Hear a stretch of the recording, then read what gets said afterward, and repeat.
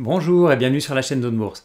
Alors oui, c'est vrai, ces dernières semaines, on a eu des nouvelles plutôt encourageantes.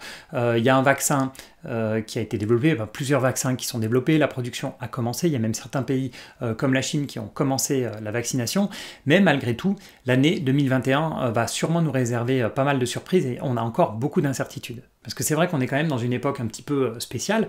On a eu de 2010 à 2020 un très beau marché haussier sur les actions, notamment les actions américaines, mais c'est, on va dire, un marché haussier qui était relativement général. Puis bien sûr, cette année 2020, année exceptionnelle, avec la crise du Covid, et on se retrouve, si on regarde vraiment l'aspect purement marché boursier, avec certaines valeurs qui vont être au plus haut historique, et d'autres valeurs, au contraire, qui auront été quasiment divisées par deux par cette année extrêmement compliquée.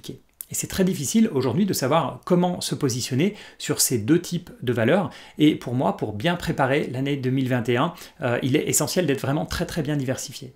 Alors attention à avoir un portefeuille avec une vingtaine de valeurs comme Total, Airbus, BNP ou bien Unibail, ce n'est pas de la diversification. Et c'est la même chose d'ailleurs si vous collectionnez les valeurs comme Amazon, Apple, Microsoft et Netflix.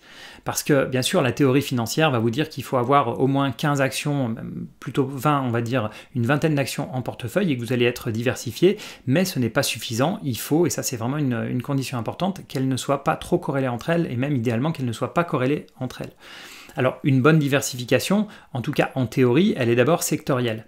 Mais surtout à l'heure actuelle, c'est un petit peu un piège parce que ça donne un faux sentiment de diversification. Si je reprends les 4 premières valeurs que j'ai citées, donc j'ai cité Total, Airbus, BNP et Unibail, on a donc une financière, une industrielle, une foncière et une pétrolière.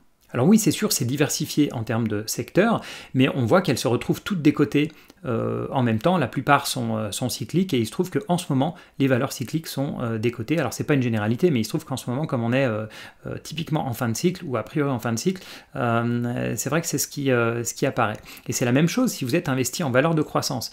Elles sont sur des plus hauts. Donc si vous avez eu ce type d'entreprise en portefeuille, c'est super, vous avez eu de très belles performances ces dernières années, mais il faut avoir conscience qu'en cas de rotation, notamment rotation des valeurs de croissance vers les valeurs décotées, qui est un thème qu'on entend de plus en plus ces dernières semaines, ça peut faire très mal. Et l'autre diversification importante, c'est la diversification géographique. Alors c'est pour ça que j'ai pris cet exemple qui est complètement caricatural, de 4 valeurs françaises décotées, et puis ensuite de 4 valeurs américaines de croissance. Et quand on les met ensemble sur le graphique, on n'a pas besoin de faire des calculs de corrélation compliqués pour voir qu'on a vraiment deux groupes, deux clusters, avec le groupe des valeurs de croissance qui surperforme très largement notre groupe de 4 valeurs françaises décotées. Et donc, encore plus que les secteurs, il faut être diversifié en termes de style de gestion, avec des valeurs de croissance, des valeurs défensives, des valeurs décotées, des valeurs de qualité, etc. Et aussi, important en termes de taille d'entreprise. Si vous n'avez que des grosses capitalisations, des valeurs très liquides, souvent leaders sur leur marché, etc., ça va. Mais si vous avez que des petites capitalisations, des small caps, sachez qu'elles sont vues globalement comme plus risquées, à tort ou à raison, et donc elles ont tendance à bouger et surtout à baisser ensemble. Donc ce n'est pas parce que vous avez un portefeuille avec beaucoup de titres qui sont toutes des small caps que vous êtes bien diversifié. Vous serez beaucoup mieux diversifié, toutes choses égales par ailleurs, si vous avez le même portefeuille mais uniquement avec des grosses capitalisations boursières. Et la diversification, pour moi, elle est d'autant plus importante qu'on ne connaît pas l'avenir. Et il y a plein de questions auxquelles j'aimerais avoir les réponses. Vous savez que j'ai déjà fait plein de vidéos sur le thème on ne peut pas prédire le futur, les prévisions des analystes, c'est finalement plus de la pub, c'est finalement plus du marketing qu'autre chose. Et faire des prévisions, finalement, c'est s'assurer de se tromper. Et donc moi, je suis convaincu de ça. Et donc, je suis aussi convaincu qu'il faut diversifier au maximum, même si, et c'est souvent le cas, ça doit réduire vos performances futures. Et pour prendre un exemple de catastrophe qui n'a touché qu'un seul pays, on a Fukushima en 2011 qui a très fortement impacté le Japon, bien sûr sur le coup, mais même pendant les mois qui ont suivi. Et donc si on veut se protéger sur ce type de catastrophe, quelle qu'elle soit, bien sûr catastrophe naturelle, pandémie, mais on peut même penser à un virus informatique qui toucherait par exemple la bourse de New York. Pour se protéger de ça, le seul moyen c'est d'avoir vraiment la diversification la plus totale possible. Et pour terminer sur cette année 2020, qui aurait pu prévoir que le pétrole descende aussi bas que 20 $, ou bien qu'on aurait les centres commerciaux de quasiment tous les pays du monde qui sont fermés pendant plusieurs mois? Alors je sais qu'il y en a une partie d'entre vous qui investissent au travers d'un PEA et certains n'ont même pas de compte titre ordinaire de CTO ouvert. Et avoir un PEA, c'est très bien pour optimiser la fiscalité sur les actions. On peut investir surtout en actions européennes, mais le PEA, je vous le rappelle, je vous l'ai déjà dit pas mal de fois, ce n'est pas une excuse pour avoir un portefeuille qui va être constitué quasiment exclusivement d'actions françaises ou bien d'actions européennes, parce que ça c'est quelque chose que je vois très souvent. Certains d'entre vous m'envoient des mails avec leur portefeuille et il y a encore beaucoup d'épargnants français, d'investisseurs français qui sont quasiment uniquement investis en actions françaises. Et je vous rappelle qu'il existe beaucoup d'ETF éligibles au PEA et qui répliquent les indices mondiaux, les indices américains ou bien les indices émergents. Alors je vous ai fait une petite sélection à l'écran d'ETF hors Europe, bien sûr, vu que les ETF d'actions européennes sont pour la plupart éligibles. Donc une sélection d'ETF hors Europe qui eux sont aussi éligibles au PEA. Alors Amundi et Lyxor proposent chacun un ETF qui suit le MSCI World, le MSCI Monde, donc les 1700 plus grosses entreprises des pays développés. Alors, vous savez, le terme monde ici, il n'est pas vraiment approprié parce qu'il n'y a pas de valeur de pays émergents, donc on a l'impression d'investir dans le monde entier, mais non, c'est vraiment les pays développés. Ensuite, les indices américains, forcément, il y a une belle offre, puisque Lyxor, Amundi, BNP proposent des ETF qui sont très peu chers, 0,15% de frais annuels sur le S&P 500, donc vraiment un moyen très simple d'être investi sur les 500 plus grosses capitalisations américaines. Et il y a aussi des ETF Nasdaq qui sont à peine plus cher. Alors, je le dis en passant parce que je vois souvent sur les portefeuilles que vous me montrez, pas la peine de mettre à la fois du S&P 500 et du Nasdaq. Je vous rappelle que vraiment les gros Google, Apple, Facebook, Amazon, Microsoft, etc. font tous partie du S&P 500. Vraiment les grosses capitalisations des technos qui font partie du Nasdaq sont aussi inclus dans le S&P 500. Donc voilà, surtout ne cumulez pas les deux parce que vous allez vous retrouver avec beaucoup d'entreprises en commun. Si on passe maintenant au marché émergent, vous avez la possibilité d'avoir des ETF qui sont investis dans tous les marchés émergents. Donc bien sûr on pense à l'Asie, puisque un ETF marché émergent classique aura à peu près 40% de son investissement en Chine, mais vous allez aussi trouver des investissements en Inde, Brésil, Russie, Afrique du Sud, Arabie Saoudite, etc. Et sur les frais, quand même, on peut féliciter Amundi, qui a un gros avantage avec des frais de 0,2% contre 0,55% chez Lyxor.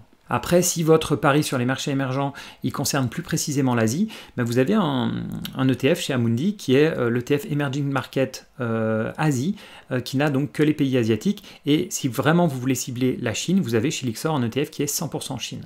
Alors je sais que certains d'entre vous ne veulent pas trop investir dans des ETF parce que ce qui vous plaît, c'est d'analyser les sociétés, c'est de faire de l'analyse technique, etc. Essayer de trouver des entreprises qui vont surperformer le marché dans les prochaines semaines, les prochains mois. Et dans ce cas-là, bien sûr, aucun intérêt d'avoir un ETF qui va suivre un indice. Mais à nouveau, le PEA, ça ne doit pas être une excuse pour ne pas investir dans les plus belles entreprises, par exemple les belles entreprises technologiques américaines. Ayez un compte titre ordinaire ouvert, c'est vraiment pour moi important. C'est bien de vouloir optimiser sa fiscalité, mais c'est trop dommage de ne pas être investi dans des Apple, Amazon, Microsoft, sous prétexte que vous allez devoir payer un peu plus d'impôts. Moi, je préfère avoir de grosses plus-values et de payer des impôts sur ces plus-values plutôt que d'avoir des valeurs qui stagnent et puis bien sûr de ne pas payer d'impôts dessus. Et d'ailleurs, c'est toujours bien d'avoir un compte titre ordinaire ouvert, même si par exemple vous n'êtes pas investi du tout aujourd'hui. On l'a vu pendant la crise de mars-avril, les brokers avaient souvent une liste d'attente qui était très longue, ça prenait des semaines voire des mois à avoir son compte titre ouvert, et certains qui avaient pourtant un bon timing, qui étaient prêts à investir par exemple fin mars, début avril, ils ont vu leur compte titre ouvert uniquement en mai et donc ils sont passés à côté d'une bonne partie de la hausse. Bref, pour revenir au point de départ de la discussion, donc sur le fait d'avoir un portefeuille qui est bien diversifié, ce que je vous conseille de faire en cette fin d'année, enfin bientôt fin d'année, c'est de prendre votre portefeuille, de regarder chaque titre et d'essayer de les classer le mieux possible. Donc déjà, première classification la plus facile, par pays. Ensuite, par secteur, à nouveau très facile. Ensuite, essayez de classer votre titre par style. Alors, le plus simple, si vous ne savez pas instinctivement, le plus simple, c'est vraiment de prendre le PER, le rapport cours sur bénéfice. Vous allez avoir des sociétés qui ont des PER de 8, de 20, de 30, de 100.